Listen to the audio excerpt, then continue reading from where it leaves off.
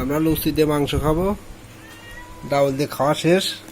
আগে খাও, মশা পড়ে কিন্তু ভরে যাবে না। এই যে আমরা সবাই খাচ্ছি একসাথে। তা রান্নাটা কিরকম হয়েছে মাংসটা খাওয়ার পরে বুঝতে পারবো। ভাত দেবো? দেখি মাংসর আলু একটা এক পিস খালি ফেলে বুঝতে পারবো যে কিরকম টেস্ট হয়েছে। সেই ফ্লেভার খাবারে। তা এটা সবাই খাচ্ছে মাংস। তা আমার মাটি চাইতে মনে হচ্ছে যে নির্ণয় মাটিতে মাংস বেশি। আপনি এগুলো ভাত দেন। তারপর আছে নির্ণয় মাংসই মনে হচ্ছে বেশি পড়েছে আমার চাইতে।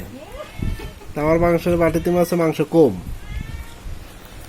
আমার বাবারটাও একটু বেশি তো আছে, আমি একটু মাংস কম খাই তো।